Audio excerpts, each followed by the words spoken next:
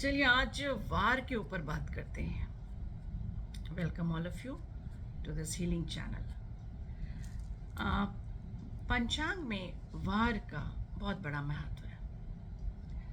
और वार किसे कहते हैं? देखिए, एक सूर्य उदय से और दूसरे सूर्य उदय तक का जो समय होता है उसको एक वार कहते हैं। और हमारे ये 7 वार हैं। जैसे संडे से आप सैटरडे तक गिनेंगे तो 7 डेज हैं हमारे। सप्तवार है ना, रविवार से शनिवार तक। और हर वार का एक महत्व है। उनके एक देवता भी हैं। और इसलिए भी जानना ये सब जरूरी है क्योंकि कभी कभी कुछ ऐसे काम होते हैं ना जो उसी वार पर करें तो शुभ होंगे और उससे एक स्पीड मिलेगी काम को। क्योंकि उसमें उस वार की एनर्जी जुड़ी होगी और आपके कार्य सिद्ध होंगे। हालांकि मैं ये ज़रूर कहूँगी कि कोई भी नए काम को स्टार्ट करने के लिए आपको वार के साथ तिथि और मुहूर्त सबकी गणना करनी चाहिए। पर कभी कभी कोई ऐसे काम होते हैं जो आप तुरंत करना चाहते हो और अगर वो विशिष्ट वार आज ही है तो आप शुरू कर सकते हो, पर हमें वो जानना ज़रूरी है ना। और कुछ वार सौम्य होते हैं, शुभ होते हैं, और कुछ वार थोड़े से क्रूर होते हैं। तो सौम्य वार क्या कौन से हैं? सौम्य वार हैं सोमवार, बुधवार, शुक्रवार और गुरुवार। तो ये 4 वार जो हैं ये सौम्य हैं। और जो क्रूर वार होते हैं वो होते हैं रविवार और मंगलवार और शनिवार। अब इन वारों में से भी रविवार जो है ना वो थोड़ा कम क्रूर होता है। इसीलिए हमें ध्यान रखना चाहिए कि कौन सा काम किस दिन अगर करें तो बहुत शुभ होगा, उनकी एक इफेक्टिवनेस बनी रहेगी। कहते हैं ना लॉन्जिविटी, वो बनी रहेगी।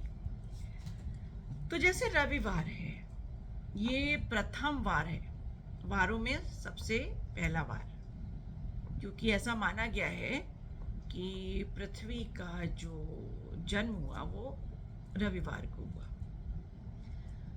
और इसीलिए शिव जी की इस दिन आराधना करते हैं। इसके देवता शिव हैं। और चूंकि ये स्थिर वार है, यानी स्थिर मतलब स्थिर क्या चीज़ होती है? जैसे कि कोई चीज़ हम रोकना चाह रहे हैं और रुकी हुई हो, वो स्थिरता जीवन में आए। कुछ ऐसे काम होते हैं जिनसे स्थिरता आती है या स्थिर होने चाहिए। तो ऐसे कौन से काम होते हैं भाई? आप देखिए, घर के काम, घर निर्माण का काम, क्योंकि वो तो स्थिर होना चाहिए। हाँ, और आप बागवानी करते हो, कुछ ऐसे काम होते हैं जो स्थिर हैं।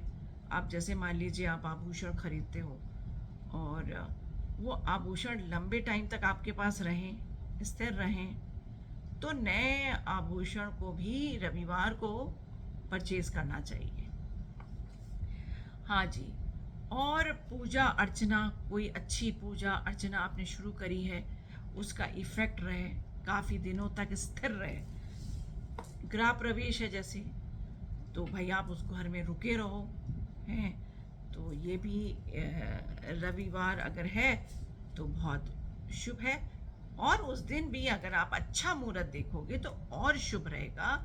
और अगर अच्छी तिथि भी पड़ गई तो और क्या कहने, सोने पे सुहागा वाली बात है। तो थोड़ा सा जब हमारे जहन में ये सब चीज़ें होती हैं तो हम कोई भी चीज़ करते हैं उसके परिणाम अच्छे हो जाते हैं। अब आता है सोमवार। ये माँ पार्वती जी का दिन है, सौम्य दिन है ना। और ये चरवार है, थोड़ा घूमने फिरने वाला, ठीक है, गतिशील। इसको मूवमेंट से हम जोड़ेंगे। अब कौन सी चीज़ें ऐसी हैं जो मूवमेंट ओरिएंटेड हैं? जैसे कि कोई मशीन चालू करनी है आपको, आप नई मशीन लाए हो, उसको चालू करना है, तो भाई आप सोमवार के दिन चालू करिए। या कृषि संबंधित कोई यंत्र है, कोई काम है, यात्रा है, भाई थोड़े टाइम के लिए रहे ना। फिर नृत्य संगीत के कार्यक्रम है, ये भी आज के दिन बहुत सही रहते हैं अगर सोमवार है उस दिन। और स्वर्ण आभूषण आप खरीदें तो बार बार आप खरीदते रहेंगे। अब आता है मंगलवार।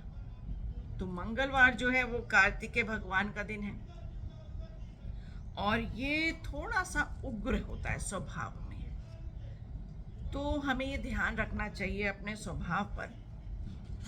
और ऐसे कौन से काम हो सकते हैं जिसमें उग्रता से ही वीरता और जय विजय हासिल हो सकती है? वो हो सकते हैं सैनिक बल की कार्रवाई अगर कहीं करनी है तो मंगलवार बड़ी शुभ है।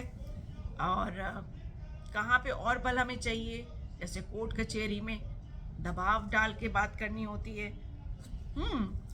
और आग से संबंधित, जैसे आग से संबंधित मान लीजिए आपको गैस का चूल्हा लाना है, आप उसको भी लेके आइए और जलाइए। या फिर आपको भट्टी का काम शुरू करना है तो भी आप करिए। फिर आते हैं बुधवार। तो बुधवार जो है वो विष्णु जी का दिन है, बुधवार। तो ये मिला जुला वार है ना। और इसमें क्या है, हम विद्या आरंभ कर सकते हैं। अगर छोटे बच्चे हैं तो कहते हैं ना, पहले वो पट्टी पूजन होता था, तो बुधवार को हम पट्टी पूजन चालू कर सकते हैं। कोई नई चीज़ सीखना हो, है ना, कोई नई विद्या ग्रहण करनी हो आपको, या फिर आज के दिन बुधवार के दिन मतलब अनाज का भरण करना हो आपको तो आप करिए। कोई आपको दवाइयाँ तैयार करनी है घर पे, या कोई क्रीम तैयार करनी है तो बुधवार के दिन करिए। हाँ जी, लड्डू पेड़े बनाने हैं वो भी बुधवार को करिए। और कूटने पीसने का जो काम है वो भी आप बुधवार को आराम से कर सकते हैं। तो है ना, बड़े आनंद की बात है ये सब। अब आते हैं गुरुवार। ये तो दिव्य ब्रह्मा जी का दिन है और ये लघुवार है। इस दिन आप नए वस्त्र पहने, आभूषण पहने, वाहन खरीद सकते हैं, वस्त्र खरीदें, पूजा पाठ अर्चना ये सब करें। फिर आता है शुक्रवार। ये माँ लक्ष्मी का वार है, तो ये मृदुवार है और मित्रता का वार है।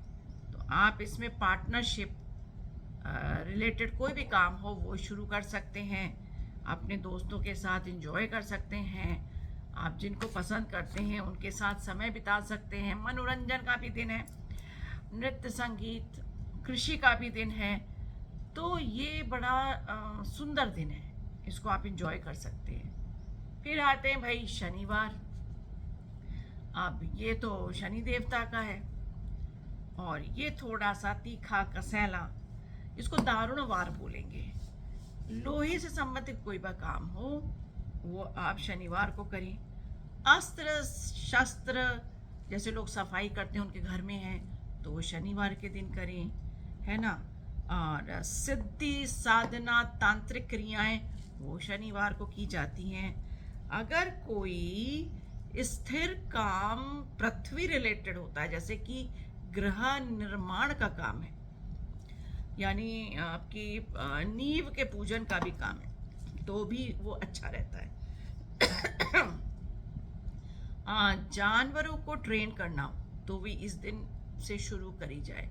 तो ये कुछ चीज़ें हमें वारों के बारे में बताती हैं और हम उनका प्रयोग अपने नित्य जीवन में किस तरह कर सकते हैं और उसका परिणाम कितना अच्छा हो सकता है, ये आज का चर्चा का विषय रहा। उम्मीद है कि आपको ये बात पसंद आई होगी। तो भाई ज़रूर बताइए और कुछ पूछना हो तो अवश्य पूछें। मैं कोशिश करती हूँ कि आपको आंसर करूँ। तो खुश रहिए और मस्त रहिए।